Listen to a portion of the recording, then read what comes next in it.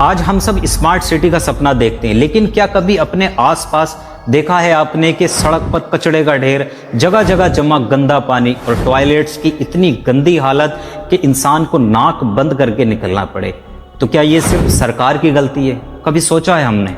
हम में से कई लोग बड़े शौक से कार खरीदते हैं, घर बनवाते हैं और उसी कार की खिड़की से पान मसाला गुटखा थूकने में अपनी शान समझते हैं।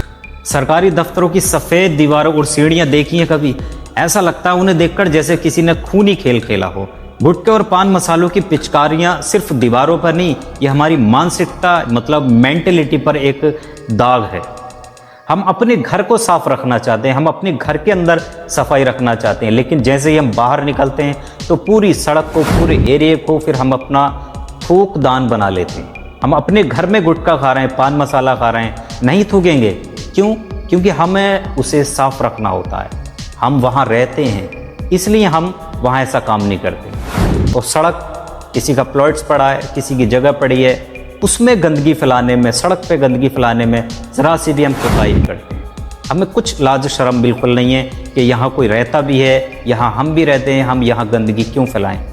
इस पर हमने कभी भी कुछ भी गौर व फिक्र नहीं किया।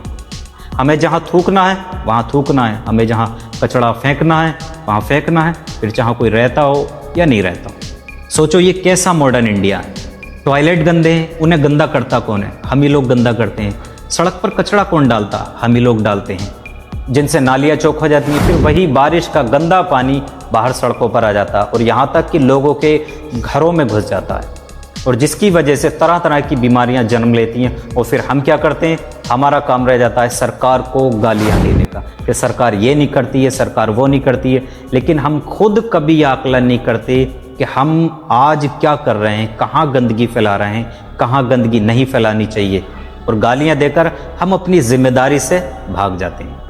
टॉयलेट अगर हमने यूज़ किया है तो उसे हम वैसा ही छोड़कर आएँ जैसा हम अपने घर में चाहते हैं। गुटखा पान मसाला अगर आपको खाना है तो उसकी पिचकारी से किसी की मेहनत और पब्लिक प्रॉपर्टी को ख़राब करने का हक आपको किसने दिया? कचरे के ढेर में रहने की आदत डाल ली है हमने। जब तक हम खुद नहीं कहेंगे कि मैं यहाँ कचरा नहीं फेंकूँगा, तब तक हमें कोई भी सफाई कर्मचारी नहीं बचा सकता।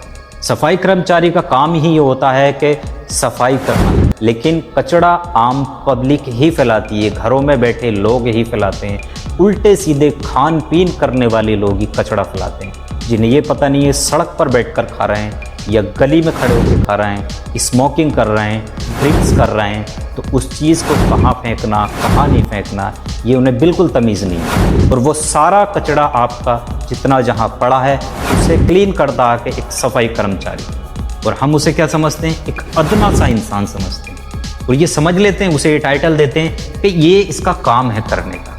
और आपका काम क्या है? गंदगी फैलाने का। उसका काम है सफाई करने का, उसका काम आपसे कहीं ज़्यादा अच्छा है।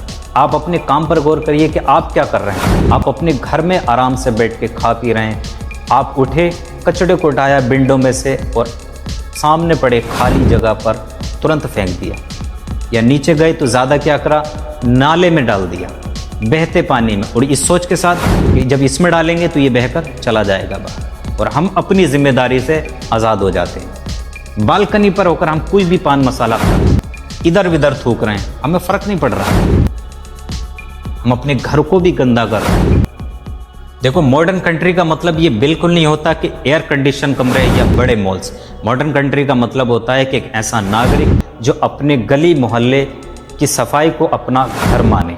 अगली बार जब आप सड़क पर कचरा फेंकने या गुटखा पान मसाला थूकें तो ये याद रखें कि आप अपने देश पर, उसके चेहरे पर एक दाग लगा रहे हैं। सफाई कोई जादू से नहीं आती है, सफाई आती है एक जिम्मेदार सोच से। सरकार से सवाल पूछिए, ज़रूर पूछिए, पर पहले खुद से पूछिए क्या मैं लायक हूँ एक साफ सुथरे देश का।